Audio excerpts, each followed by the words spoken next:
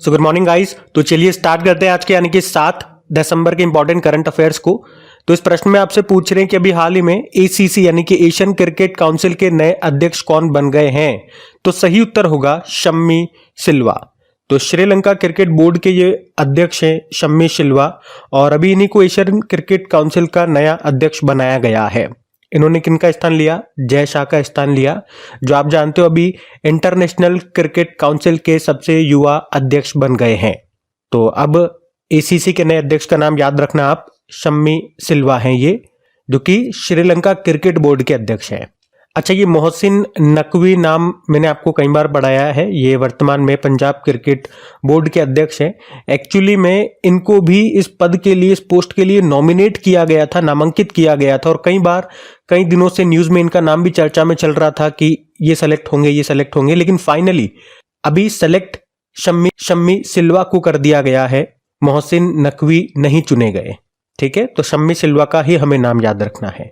बाकी Asian cricket council की बात करें तो स्थापना इसकी होती है 1983 में, हेडक्वार्टर मिलेगा कोलंबो श्रीलंका में। अच्छा, कुछ और नाम मैं आपको रिवाइज कराता हूं जो न्यूज में थे 2024 में, सारे अपॉइंटमेंट हैं ये। जैसे कि सतीश कुमार रेलवे बोर्ड के नए अध्यक्ष और सीईओ बने। B Srinivasan National Security Guard के नए डायरेक्टर जनरल बने थे। राजविंदर सिंह भट्टी सीआईएसएफ के डायरेक्टर जनरल बने थे, और Daljit Singh Chaudhary Border Security Force के बने। सिंधु गंगाधरन नेस्कॉम के चेयरपर्सन बनी, और राजेश नाम्बियार अभी नेस्कॉम के प्रेसिडेंट बने थे। अभी आप ही में से किसी स्टूडेंट ने मुझे बताया था कमेंट करके कि नेस्कॉम के जो चेयरमैन का नाम या प्रेसिडेंट का नाम अभी उनके एग्जाम में पूछा भी गया था। बाकी जैसा मैंने आपको बता ही दिया है, आईसीसी के नए अध्यक्ष बन गए, ग्रेग बार्कले को रिप्लेस किया इन्होंने, और आईसीसी का मुख्यालय दुबई में है। और ये एसीसी के नए बन गए कौन? शम्मी सिल्वा, आज हमने पढ़ लिया। बाकी Sanjeev Ranjan Indian Ocean Rim Association के सेक्रेटरी जनरल ये बनेंगे। अशोक कुमार सिंह कर्मचारी राज्य बीमा निगम के डायरेक्टर जनरल बने। और पी हरीश, ये इंपॉर्टेंट नाम हो जाएगा, संयुक्त राष्ट्र यूनाइटेड नेशन में भारत के परमानेंट रिप्रेजेंटेटिव बने। और राहुल नवीन प्रवर्तन निदेशालय एनफोर्समेंट डायरेक्टरेट के नए डायरेक्टर बने। अभी एग्जाम में पूछा गया है प्रश्न ये। अभिनव बिंद्रा, ये हमारे शूटर हैं, भारत के लिए पहला गोल्ड ओलंपिक में यही लेकर के आए थे। और अंतर्राष्ट्रीय ओलंपिक समिति ने अभी एथलीट आयोग में इनको उपाध्यक्ष बनाया था, ओलंपिक ऑर्डर से भी इनको सम्मानित किया था। बाकी टीवी सोमनाथन कैबिनेट सचिव बने नए। टेलीग्राम के फाउंडर, टेलीग्राम काफी चर्चा में था उस वक्त भी, मैंने आपको कहा था इनका नाम एग्जाम में पूछा जाएगा, पावेल डुरोव, और एग्जाम में ये प्रश्न आया था। प्रीति सुदान की बात करें, यूपीएससी की नई अध्यक्ष बनी है। तो ये सारे इंपॉर्टेंट नाम है। देखो, एक ही शीट में 2 के एग्जाम में पूछे जा चुके हैं, इसलिए सारे जो भी इंपॉर्टेंट पॉइंट्स आपको रिवाइज करवाता हूं, जो भी शीट में लेकर के आता हूं जिस भी टॉपिक पे, वो सारे इंपॉर्टेंट होते हैं। ये तो वो नाम मैं आपको बताता हूं जो स्टूडेंट्स के नाम में कमेंट्स में पढ़ लेता हूं और मुझे याद रह जाते हैं कि ये प्रश्न एग्जाम में आया था, वो है। इसके अलावा भी बहुत सारे ऐसे प्रश्न होते हैं, अगर आपके भी एग्जाम में आते हैं तो कमेंट जरूर किया कीजिए। अगर मेरी नजर में आता है या मुझे पता चलता है तो मैं आपको जब भी वह प्रश्न रिवाइज कराऊंगा तो जरूर बताऊंगा। इससे आप लोगों का, स्टूडेंट्स का कॉन्फिडेंस बढ़ता है कि इस तरह के प्रश्न एग्जाम में आते हैं। और जब भी मैं ऐसी बात करता हूं या आपको ये सुनने को मिलेगा ये प्रश्न एग्जाम में आया था, तो आप ध्यान देना, ऑटोमेटिकली आपका ध्यान कहीं भी होगा तो एकदम से एक्टिव आप हो जाओगे और वो प्रश्न आपको डेफिनेटली याद रहेगा। अभी अगले प्रश्न की ओर बढ़ते हैं। फिर अगले में पूछ रहे हैं, अभी हाल ही में किसे इंदिरा गांधी शांति पुरस्कार 2024 के लिए चुना गया है? तो आंसर होगा मिशेल बाचलेट को। इंपॉर्टेंट क्वेश्चन मार्क करना इसको। तो अभी साउथ अमेरिकी जो देश है चिली, तो उसी के ये पूर्व राष्ट्रपति हैं मिशेल बाचलेट, जिनको अभी वर्ष 2024 के लिए इंदिरा गांधी शांति पुरस्कार के लिए चुना गया है। उन्हें शांति, लैंगिक समानता, मानवाधिकार और विकास में उनके योगदान के लिए ये पुरस्कार दिया जाएगा। इस पुरस्कार में 25 लाख रुपए और प्रशस्ति पत्र दिया जाता है। आपको याद होगा अभी 10-15 दिन पहले ही हम लोगों ने पढ़ा था, अभी 2023 के लिए ये जो इंदिरा गांधी शांति पुरस्कार है ये 2 जनों को दिया गया था। एक का नाम है डैनियल बरेनबोइम और दूसरे हैं अली अब्बू अव्वाद। ये नाम आपको जरूर याद होगा, अभी नवंबर महीने में ही हमने पढ़ा था। अच्छा, नवंबर की जो सुपर फास्ट रिवीजन वाली क्लास है, जैसे आप कह सकते हो वन लाइनर, जिसमें इंपॉर्टेंट क्वेश्चन हम कवर करते हैं, तो आप यूं मान के चलें कि वो वीडियो आपको कल मिल जाएगा। आज मिल जाता लेकिन आज वो पूरा तैयार नहीं हो पाएगा, तो वो कल आपको मिल जाएगा। मैं आपको एक बार फिर कल याद दिला दूंगा। चलो वैसे अवार्ड वाला प्रश्न है तो एक तो ये क्वेश्चन याद रखना, कुछ और इंपॉर्टेंट अवार्ड्स मैं आपको रिवाइज कर रहा हूँ। जैसे कि अभी डॉक्टर गोविंद राजन पद्मनाभन, ये इनको मिला था विज्ञान रत्न पुरस्कार, ये प्रश्न भी अभी एग्जाम में आया था। अंतर्राष्ट्रीय ओलंपिक समिति ने अभी किसे ओलंपिक ऑर्डर के स्वर्ण पदक से सम्मानित किया था, तो फ्रांस के जो राष्ट्रपति इमैनुअल मैक्रोन को। राजश्री बिड़ला, इन्हें 25वें लाल बहादुर शास्त्री राष्ट्रीय उत्कृष्टता पुरस्कार 2024 मिला। अलेक्जेंडर डुन, ये अमेरिकी हैं, 2024 का शस्त्र रामानुजन पुरस्कार मिला। इंटरनेशनल एस्ट्रोनॉटिकल फेडरेशन ने वर्ल्ड स्पेस अवार्ड दिया एस सोमनाथ को, जो कि इसरो के अध्यक्ष हैं। ह्यूमैनिटेरियन अवार्ड मानवतावादी पुरस्कार 2024 मिला मोहन जी को। कालिदास सम्मान पुरस्कार 2023 ये दिया किसके द्वारा जाता है, ये प्रश्न आया था एक बार एग्जाम में, तो मध्य प्रदेश सरकार के द्वारा। अभी किसे दिया गया लेटेस्ट, रघुपति भट्ट को। और विभव तालुकदार, और इन्हें अभी IUCN का हैरी मैसेल पुरस्कार मिला। सखारोव पुरस्कार जो कि यूरोपीय संसद के द्वारा दिया जाता है, अभी 2 जनों को मिला, मारिया कोरिना मचाडो और एडमंडो गोंजालेस को, ये वेनेजुएला से हैं। मिस यूनिवर्स 2024 का पुरस्कार अभी मिला किसे, ये खिताब किसने जीता, विक्टोरिया केयर थिलविग ने जीता है, ये डेनमार्क की हैं। आप कह सकते हो डेनमार्क की पहली महिला है जिन्होंने ये मिस यूनिवर्स का खिताब जीता। और ये प्रश्न भी अभी लेटेस्ट किसी एग्जाम में आया था, वहां पे इनका देश आपसे पूछा था, इसीलिए मैं कहता हूं इनके देश भी याद रखा करो, और देश में आपको हमेशा बताता हूं जो भी न्यूज में रहते हैं। तो डेनमार्क पूछा था, डेनमार्क की है, याद रखना। अगला प्रश्न देखते हैं। चलो आप मुझे बताओ, एक होमवर्क प्रश्न आपको दे रहा हूं, अभी जो मिस वर्ल्ड 2024 का खिताब किसने जीता, एक तो ये बताओ, और वो किस देश की है ये आप बताएं, ठीक है। हम अगला प्रश्न देखते हैं। फिर अगले में पूछ रहे हैं, हाल ही में किसने मेघालय में जल संचयन परियोजना के लिए $50 मिलियन का ऋण स्वीकृत किया, तो आंसर होगा एशियन डेवलपमेंट बैंक। तो एशियन डेवलपमेंट बैंक ये मेघालय में जल संचय प्रणाली की स्थापना और राज्य में जल सुरक्षा बढ़ाने के लिए $50 मिलियन का लोन देगा, तो एक तो ये याद रखना। अच्छा, अगर मैं आपसे पूछूं कि भारत और दुनिया का सबसे अधिक वर्षा वाला स्थान कौन सा है और कहां पर है, तो वो मौसिनराम है, जो आपको मिलेगा मेघालय में। और इसी तरह का एक प्रश्न बनता है कि अभी प्रधानमंत्री नरेंद्र मोदी ने कहां जल संचय जन भागीदारी पहल शुरू की थी, तो सूरत गुजरात में। एशियन डेवलपमेंट बैंक से आपको कुछ स्टैटिक कराऊं, जैसे इसका मुख्यालय आपको मिलेगा मनीला फिलीपींस में, इसके हेड है मसात्सुको असाकावा, और वैसे नए हेड बनेंगे कौन, मसातो कांडा 11वें नंबर के अध्यक्ष बनेंगे। इसके सदस्य देश 69 है।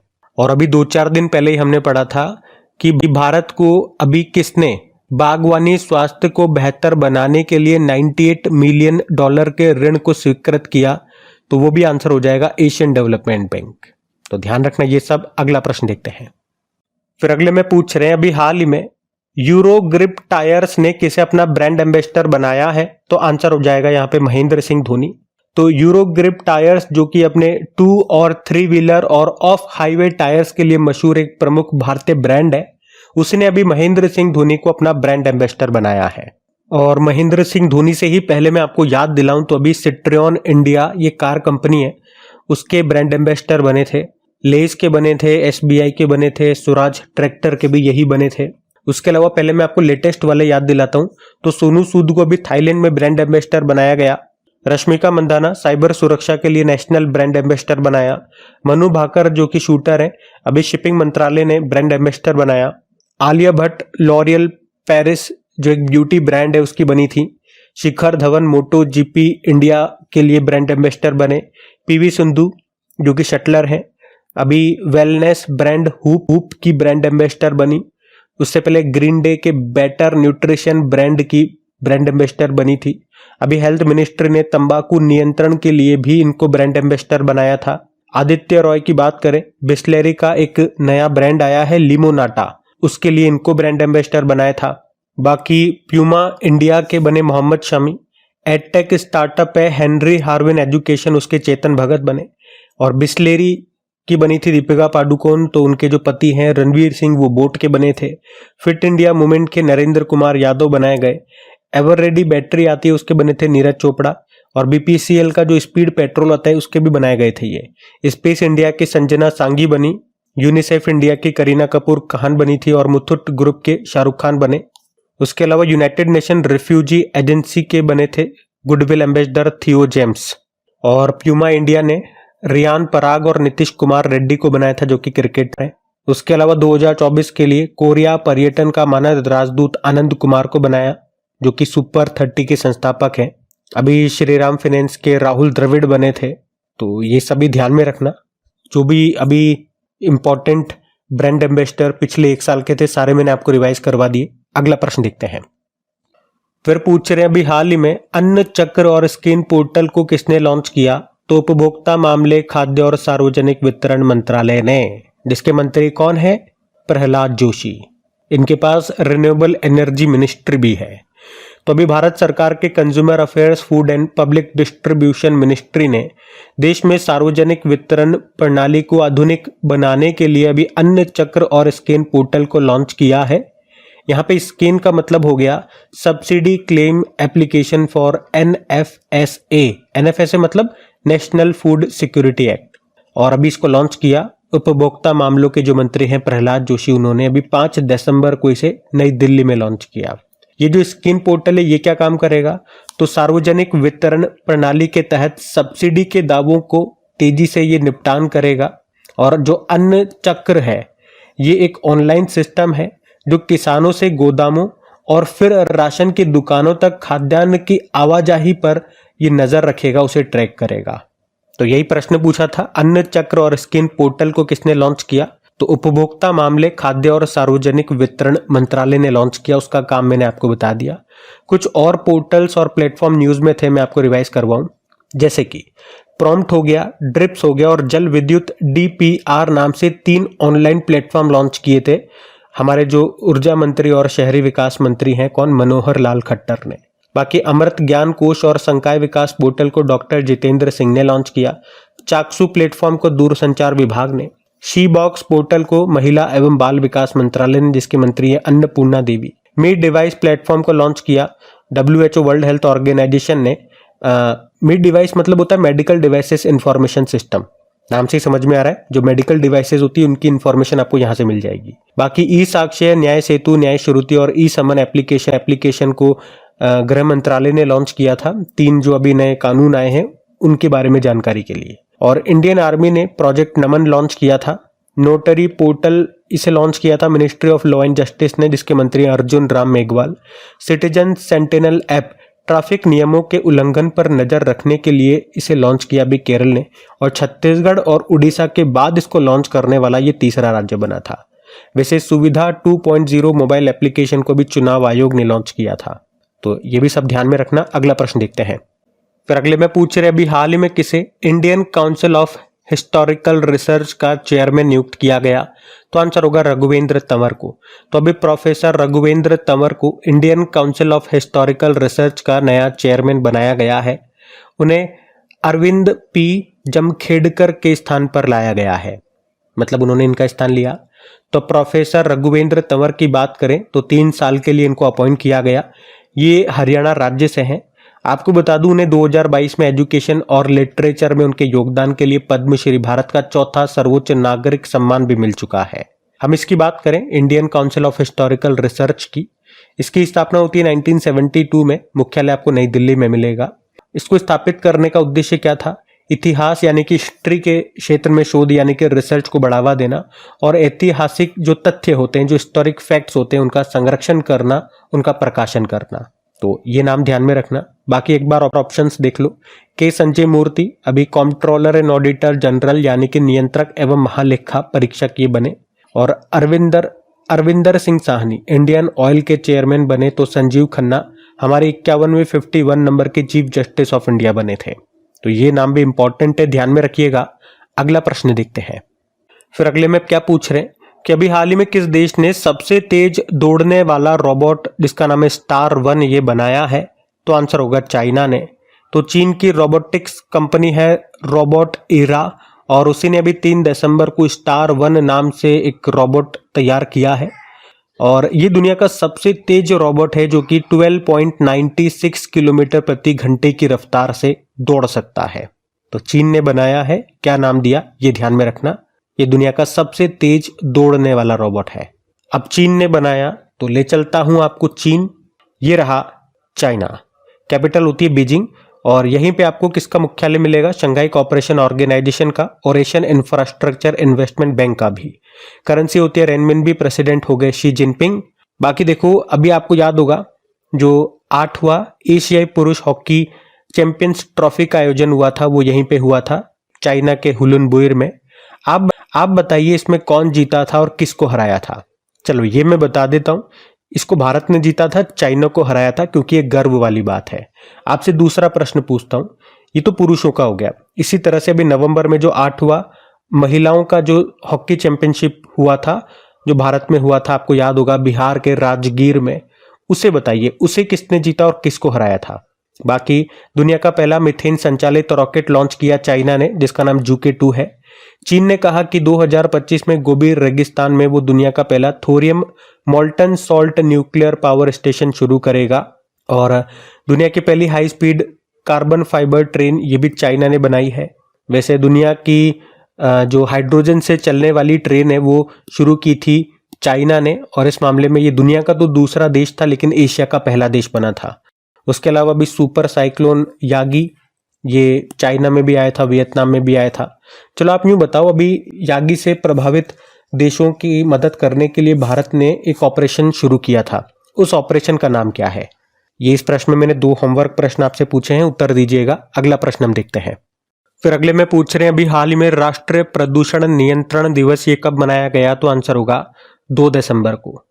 अच्छा, 2 दिसंबर को हम 3 दिवस मनाते हैं। 2 एक्चुअली मैं आपको पढ़ा चुका हूँ, ये एक दिवस हमारा छूट रहा था, तो मैंने आज इसको कवर कर लिया। ये भी इंपॉर्टेंट है क्योंकि तो हर साल 2 दिसंबर को नेशनल पोल्यूशन कंट्रोल डे के रूप में मनाया जाता है। थीम भी है clean air green earth a step towards sustainable living. अच्छा, 2 दिसंबर को ही क्यों मनाते हैं ये दिवस, क्योंकि 1984 में 2 और 3 दिसंबर की रात्रि को भोपाल गैस ट्रेजेडी हुई थी, जिसमें हजारों लोगों ने जहरीली गैस के कारण अपनी जान गंवा दी थी। तो उन्हीं की याद में ये दिन मनाते हैं। वैसे मनाने का मुख्य उद्देश्य है प्रदूषण के खतरों के प्रति जागरूकता फैलाना और पर्यावरण की सुरक्षा के लिए जरूरी कदमों को बढ़ावा देना। अच्छा, जो भोपाल गैस ट्रेजेडी हुई थी उसमें कौन सी फैक्ट्री में वो हादसा हुआ था, यूनियन कार्बाइड उस फैक्ट्री का नाम था। और कौन सी गैस लीक हुई थी, मिथाइल आइसोसाइनेट, जिसका फॉर्मूला होता है C2H3NO। अच्छा, वैसे अगर आप लोगों को याद हो तो इसी साल जब भी बुक एंड ऑथर्स में आपको रिवाइज कराता हूं, तो एक बुक में आपको रिवाइज कराता हूं जो कि भोपाल गैस ट्रेजेडी पर लिखी है, द प्रिजनर ऑफ भोपाल उस बुक का नाम है, जिसको लिखा किसने है, टिम वॉकर ने। ये भी ध्यान में रखना। वैसे अभी दिसंबर में कौन कौन से दिवस हम मना चुके हैं, चलो एक बार रिवाइज फिर कराता हूं मैं आपको। तो 1 दिसंबर को बॉर्डर सिक्योरिटी फोर्स ने 60वां स्थापना दिवस मनाया। तो 1 दिसंबर को वर्ल्ड एड्स डे भी होता है। 2 दिसंबर को विश्व कंप्यूटर साक्षरता दिवस, 2 दिसंबर को अंतर्राष्ट्रीय गुलामी उन्मूलन दिवस, और 2 दिसंबर को ही राष्ट्रीय प्रदूषण नियंत्रण दिवस। 3 दिसंबर को अंतर्राष्ट्रीय दिव्यांगजन दिवस, 4 दिसंबर को भारतीय नौसेना दिवस मनाया, और अभी 5 दिसंबर को एक तो वर्ल्ड सॉइल डे और अंतर्राष्ट्रीय स्वयंसेवक दिवस भी मनाया था। तो ये दिसंबर के अभी तक के इंपॉर्टेंट डेज है, ध्यान में रखिएगा। अगला प्रश्न देखते हैं। फिर अगले में पूछ रहे हैं, अभी माइकल बॉर्नियर ये किस देश के प्रधानमंत्री थे जिन्हें अभी पद से हटा दिया गया, तो आंसर हो जाएगा फ्रांस। तो फ्रांस के प्रधानमंत्री हमने पढ़ा था अभी 2-3 महीने पहले ही बनने थे, माइकल बॉर्नियर। कई बार हमने रिवाइज भी किया है इनका नाम तो, लेकिन अब हम रिवाइज नहीं करेंगे क्योंकि अभी नेशनल असेंबली में विश्वास मत इन्होंने खो दिया और उन्हें अपने कार्यकाल के केवल 3 महीने बाद ही सत्ता से बाहर होना पड़ा। अब ये यहाँ के प्रधानमंत्री नहीं है। कहाँ के? फ्रांस के। तो बात फ्रांस की है, तो चलो ले चलते हैं आपको फ्रांस। देखो, फ्रांस की कैपिटल पेरिस है, करेंसी है यूरो, प्रेसिडेंट इमैनुअल मैक्रोन है। अभी आपको याद होगा जो समर ओलंपिक हुए थे 2024 में 33वां संस्करण था, पेरिस फ्रांस में हुए थे। इसी तरह से जो 2030 में विंटर ओलंपिक्स होंगे वो भी यहीं पर होंगे, पेरिस फ्रांस में। और अभी अंतर्राष्ट्रीय ओलंपिक समिति, इंटरनेशनल ओलंपिक कमेटी ने अभी इमैनुअल मैक्रोन को ही ओलंपिक ऑर्डर के गोल्ड मेडल से सम्मानित किया था। गर्भपात को वैध बनाने वाला ये पहला देश भी बना था। यूपीआई को अपनाने वाला पहला यूरोपीय देश भी बना था फ्रांस। अभी फ्रांस के साथ हमने शक्ति अभ्यास किया था उमरोई मेघालय में, वरुण अभ्यास भी किया था भूमध्य सागर के ऊपर, और गरुड़ अभ्यास ये भी हम फ्रांस के साथ करते हैं। फ्रिंजेक्स एक्सरसाइज ये भी भारत और फ्रांस के बीच में होती है। तो ये सब भी ध्यान में रखना। अगला प्रश्न देखते हैं। फिर अगले में पूछ रहे हैं कि वर्ल्ड बैंक की अंतर्राष्ट्रीय ऋण रिपोर्ट 2024 के अनुसार वर्ष 2023 तक भारत का कुल विदेशी कर्ज कितना होगा। तो आंसर हो जाएगा इसका 646.79 बिलियन डॉलर। तो वर्ल्ड बैंक ये हर साल इंटरनेशनल डेट रिपोर्ट जारी करता है और ये रिपोर्ट बताती है कि कौन कौन से देश ने कितना विदेशी कर्ज लिया है और इसे कैसे मैनेज किया जा रहा है और आगे के लिए क्या योजनाएं बनाई जा रही है। तो अभी इस रिपोर्ट में बताया गया कि भारत का जो विदेशी कर्ज है साल 2023 में वो 646.79 बिलियन डॉलर रहा है और इसमें इसे 2022 से कंपेयर करके तुलना करके बताया गया कि 2022 की तुलना में ये 31 बिलियन डॉलर ज़्यादा है और भारत का विदेशी कर्ज बढ़ने की वजह से ब्याज का जो भुगतान है वो साल 2023 में कितना रहा, 22.54 बिलियन डॉलर रहा है। अब इस रिपोर्ट को जारी किया वर्ल्ड बैंक ने तो इसके बारे में भी जानते हैं। तो वर्ल्ड बैंक की स्थापना होती है 1944 में, हेडक्वार्टर वॉशिंगटन डीसी। प्रेसिडेंट का नाम पूछा जा चुका है एग्जाम में, भारतीय मूल के हैं अजय बंगा। देखो ये और कुछ रिपोर्ट्स भी जारी करता है जैसे कि World Development Report, Global Economic Prospects Report, Remittance Report, Ease of Doing Business Report. ये पहले जारी किया करता था फिर बंद कर दिया और अब इसकी जगह ये बिजनेस रेडी प्रोजेक्ट रिपोर्ट जारी करता है। लॉजिस्टिक परफॉर्मेंस इंडेक्स भी ये जारी करता है, ह्यूमन कैपिटल इंडेक्स, ये सब वर्ल्ड बैंक ही जारी करता है। तो ये सब भी ध्यान रखना। बाकी कुछ और पॉइंट्स मैं आपको यहाँ से याद दिलाऊं तो अमेजन फॉरेस्ट के लिए दुनिया का पहला कार्बन रिमूवल बॉन्ड अभी वर्ल्ड बैंक ने ही जारी किया था। इसी तरह से याद आएगा अफ्रीका के काले गेंडों को बचाने के लिए पहला वन्यजीव बॉन्ड भी इसने जारी किया था।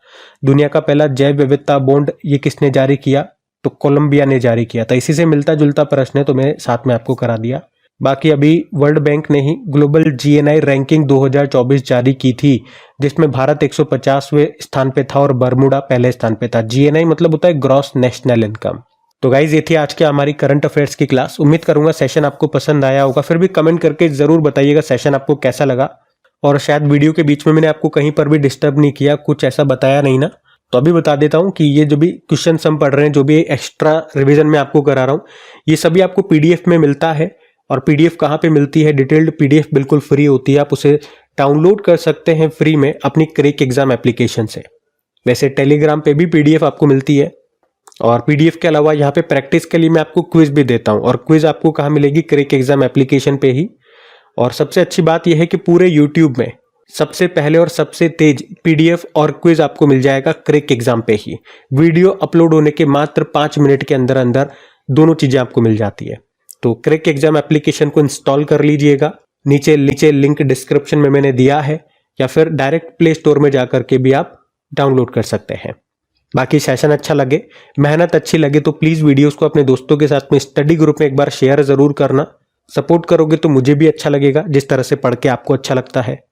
कोशिश कीजिए आपकी वजह से भी किसी को अच्छा फील हो, खास तौर पे उसे जिसकी वजह से आपको मदद हो रही हो।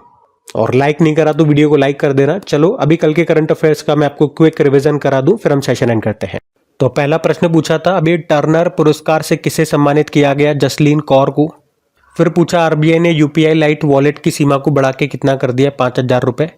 और विश्व मृदा दिवस वर्ल्ड सॉइल डे 5 दिसंबर को मनाया।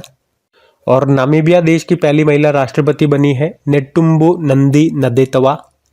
किस राज्य ने अभी 43rd नंबर की जूनियर राष्ट्रीय खो खो चैंपियनशिप को जीता, तो महाराष्ट्र। 13वीं नेशनल सीड कांग्रेस का आयोजन कहाँ पे किया गया, बनारस। अभी फिल्म फेयर ओटीटी अवार्ड्स 2024 में बेस्ट सीरीज का अवार्ड किसे मिला, द रेलवे मैन को। मीगोंग फेस्टिवल का आयोजन कहाँ हुआ, मेघालय में। किस राज्य सरकार ने कृषि बागवानी उत्पादकों को बढ़ावा देने के लिए मिशन अरुण हिमवीर शुरू किया, अरुणाचल प्रदेश। और आखिरी प्रश्न था किस देश के राष्ट्रपति के द्वारा भी मार्शल लॉ लगाया गया और कुछ ही घंटों में हटा दिया गया, साउथ कोरिया। चलो कल का भी होमवर्क प्रश्न देखते हैं और सेशन एंड करते हैं। तो कल के वीडियो में पूछा अभी शुभ्रा ला महोत्सव ये कहाँ पे मनाया गया, तो इसका सही उत्तर हो जाएगा लद्दाख में। आप सभी ने प्रश्न का बिल्कुल सही उत्तर दिया। अब ये आज का आपका होमवर्क प्रश्न।